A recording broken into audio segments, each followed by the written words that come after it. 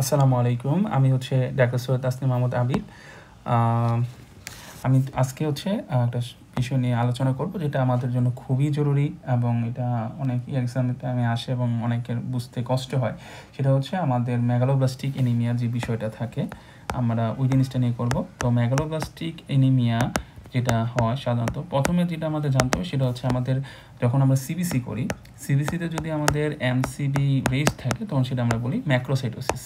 হ্যাঁ, তো এই যে আমাদের ম্যাক্রোসাইটোসিস হয়, তো ম্যাক্রোসাইটোসিসের দুইটা ভাবে হতে পারে। একটা হতে পারে নর্মোপ্লাস্টিক। তো নর্মোপ্লাস্টিকের ক্ষেত্রে যে বিষয়টা হয়, এখানে সাধারণত ম্যাক্রোসাইটোসিস মানে কি, আমাদের এমসিবি মানে হচ্ছে মিন কর্পাসকুলার ভলিউম। মিন কর্পাসকুলার ভলিউম মানে হচ্ছে অ্যাভারেজ যে আরবিসির যে ভলিউম সেটা অনেকটা বড়।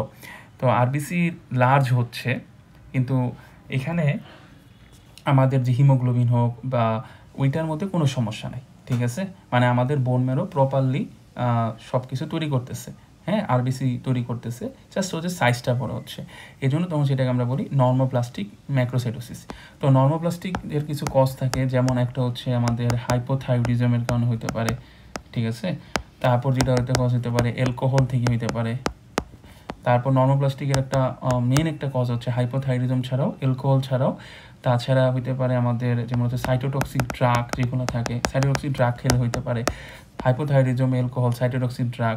তারপর হচ্ছে মাইলোডিসপ্লাস্টিক সিনড্রোম, হ্যাঁ, মাইলোডিসপ্লাসিয়া যেটা আমরা বলি। তারপর একটা কমন হচ্ছে যেমন লিভার ডিজিজ, হ্যাঁ।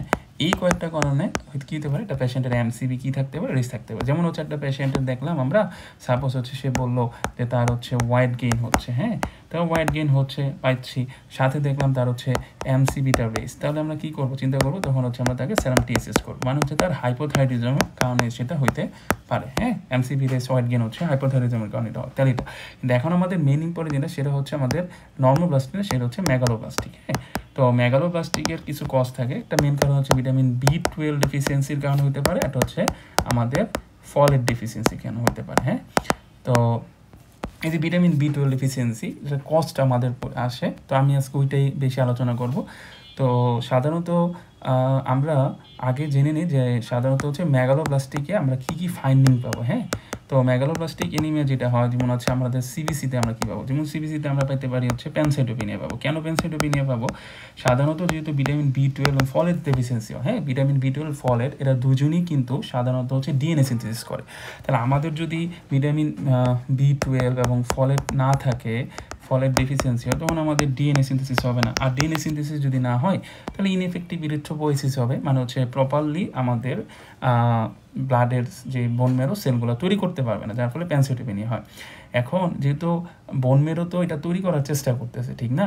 তো বোন মেরো যেহেতু তৈরি করার চেষ্টা করতেছে, সাধারণত তখন কি হয়, ওই তৈরি করে, কিন্তু যেই সেলগুলো তৈরি করে সেগুলো তো প্রপার সেল হচ্ছে না, যার ফলে কী হয়, ওই সেলগুলো আবার ভেঙে যায়। তো একটা সেলকে ভাঙলে আমরা জানি সাধারণত ল্যাকটেড ডিহাইড্রেশন বেড়ে যাবে, পাশাপাশি পেশেন্টের কী হবে, সেল ভাঙতেছে সাধারণত সেল থেকে, তখন হচ্ছে পেশেন্টের ইরিথ্রোপোয়েসিসটা প্রপারলি না হওয়ার কারণে তার এলডিএইচ এবং বিলিরুবিনের পরিমাণটা বেড়ে গেল।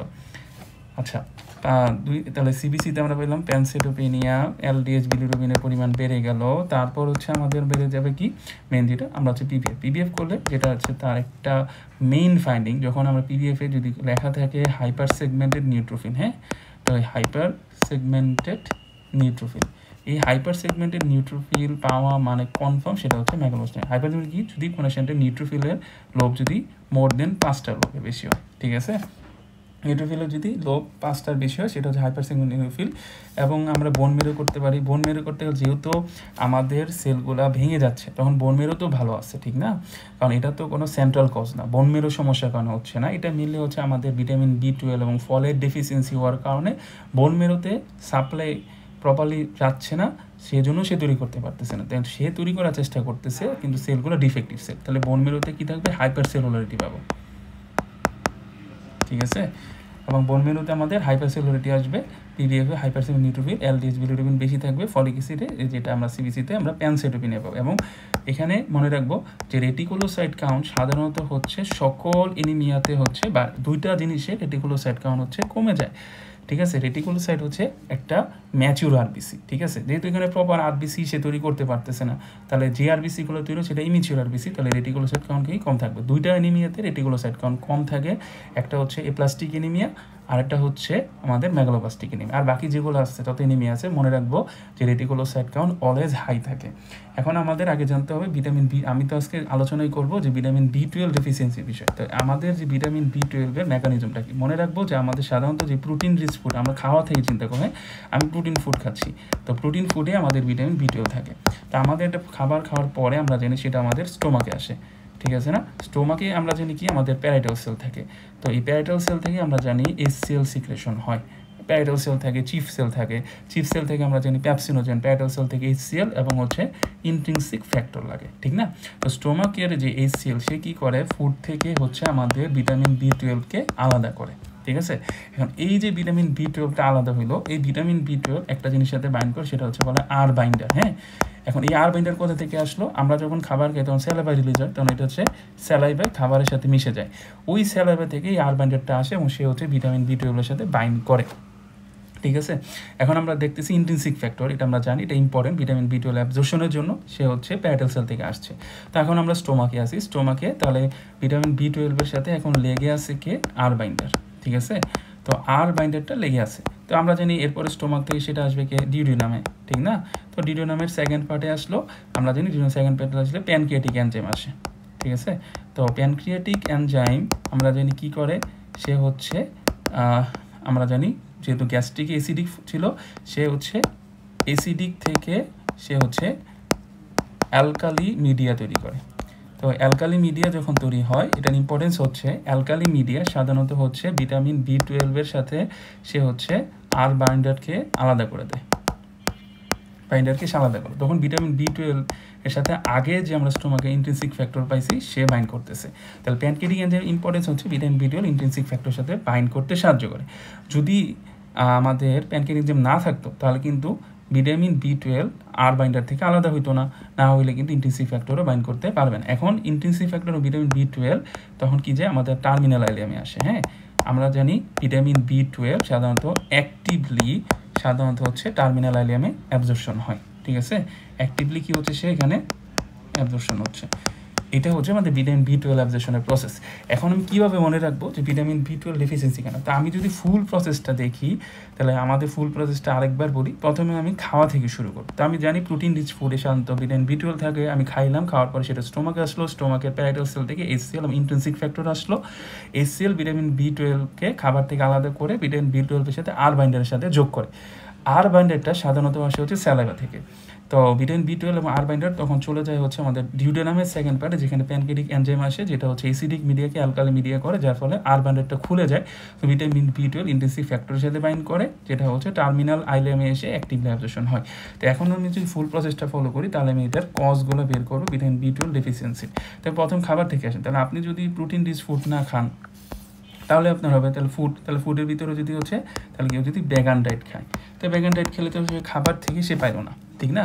2 নম্বরে আসেন আপনি যখন খাবারটা স্টোমাকে আসলো। হ্যাঁ, এখন স্টোমাকে আমরা জানি প্যারাইটাল সেল থেকে সাধারণত আসে HCl আসে, যেটা ভিটামিন B12। এখন একটা পেশেন্টের যে যদি তার স্টোমাকে কোনো গ্যাস্ট্রেক্টমি করা হয়, যেমন হচ্ছে পার্শিয়াল গ্যাস্ট্রেক্টমি করলাম অথবা ফুল গ্যাস্ট্রেক্টমি করলেন, হ্যাঁ, এটা একটা কারণ হতে পারে। তাহলে তো তার HCl আসবে না, তাহলে ভিটামিন B12 তো আলাদা হবে না। অথবা আপনার হচ্ছে পার্নিসিয়াস এনিমিয়া হলো, মনে রাখবেন ভিটামিন B12-এর এই পার্নিসিয়াস এনিমিয়া হচ্ছে মোস্ট কমন কজ হচ্ছে পার্নিসিয়াস এনিমিয়া। পার্নিসিয়াস এনিমিয়াতে কি হচ্ছে, সাধারণত আমাদের একটা অ্যান্টিবডি ফর্মেশন, এটা একটা অটো ইমিউন ডিজিজ। এই অ্যান্টিবডিটা কিসের এগেনস্টে তৈরি হয়, সাধারণত আমাদের ইন্ট্রিনসিক ফ্যাক্টর যে রিলিজ হয়, অথবা এটা এই একটা জিনিস এগেনস্টে হতে পারে, সেটা হচ্ছে প্যারাইটাল সেলের এগেনস্টে, ঠিক আছে। তাহলে এটা পার্নিসিয়াস এনিমিয়া যেটা মোস্ট কমন কজ, সেটা কি আমাদের আপনি খাবারটা খাইছেন স্টোমাকে আসছে।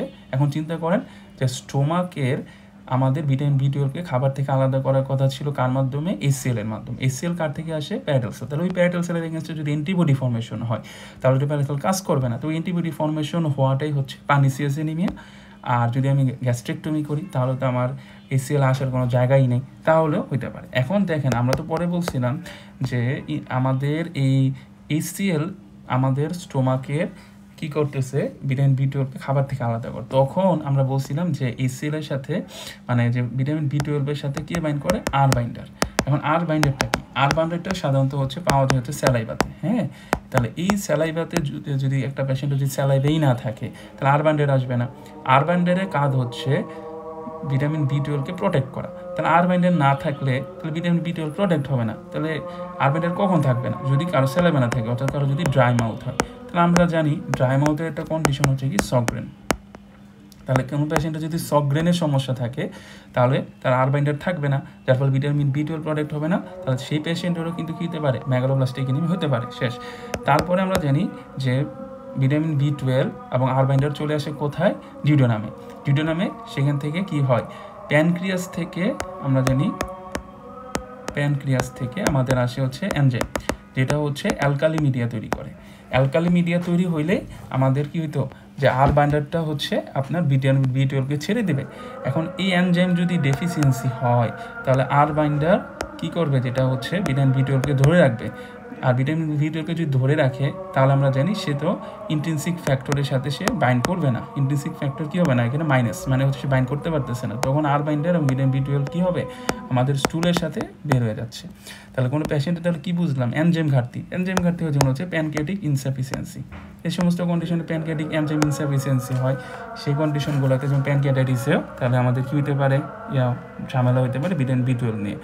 তারপরে আসি আমরা ইন্ট্রিনসিক ফ্যাক্টরে, যেটা অলরেডি পড়ে আসছি। ইন্ট্রিনসিক ফ্যাক্টর যেটা সাধারণত পার্নিসিয়াস এনিমিয়ার কারণে ইন্ট্রিনসিক ফ্যাক্টর ঘাটতি হতে পারে, সেটা একটা ফ্যাক্টর, ঠিক না?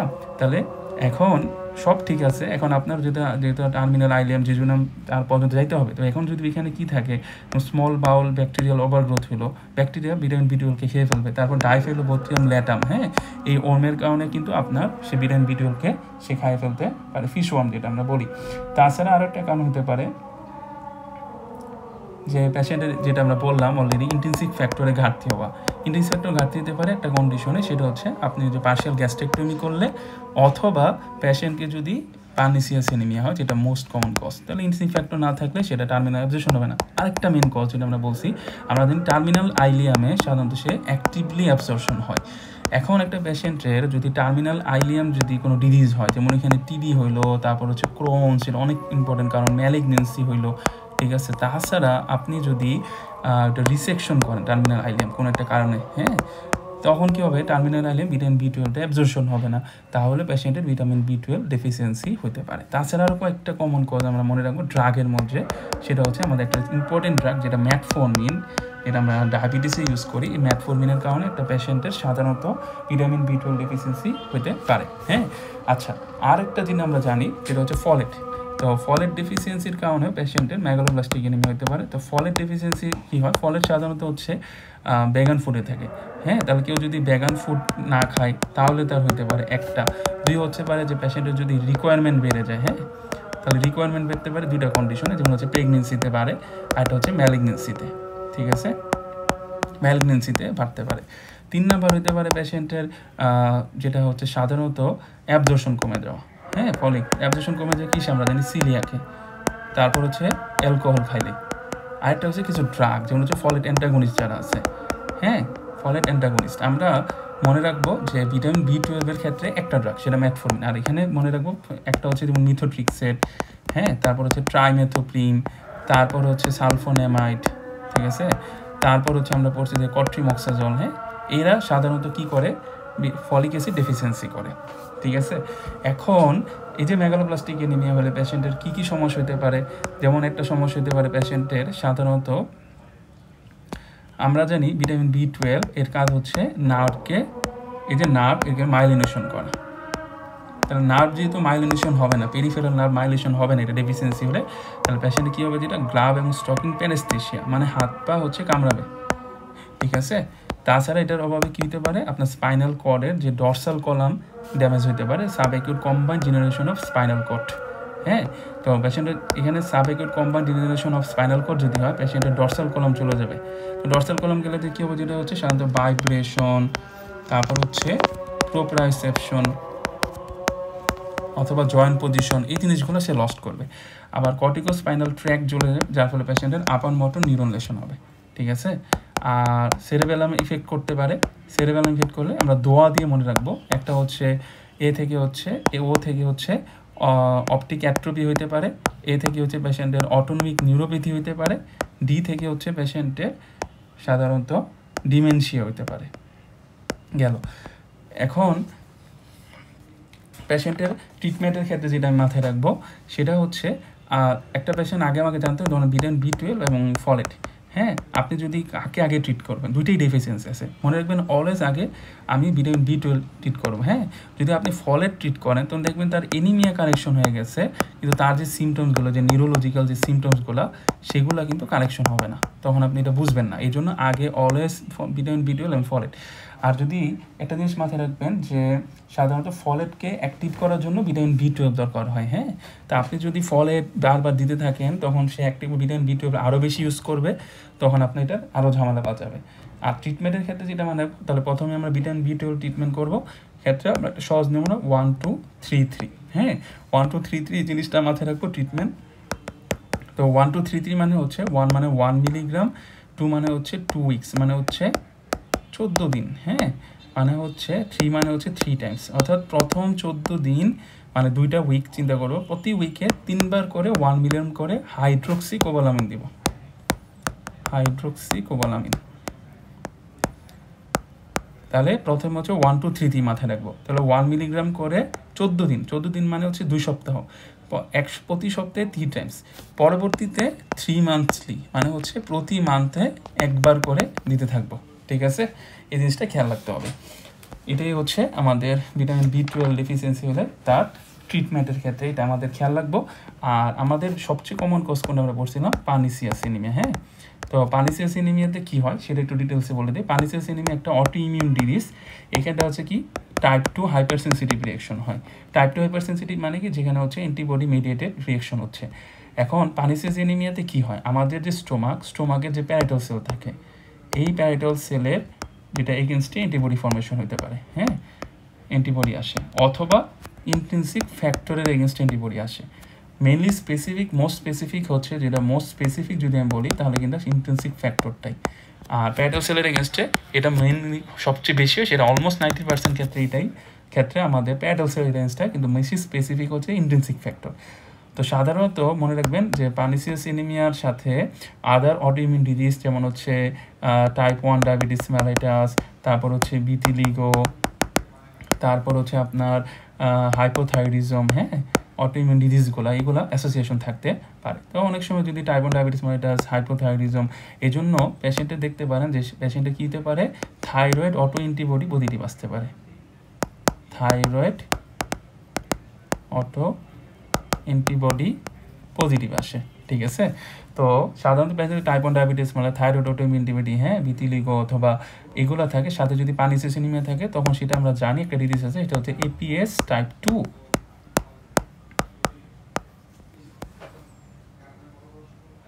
অটো ইমিউন পলি অ্যান্ড্রোকাইন সিনড্রোম, যেটা APS টাইপ 2, এটা আমরা অ্যান্ড্রোকাইন ডিটেলসে পড়বো।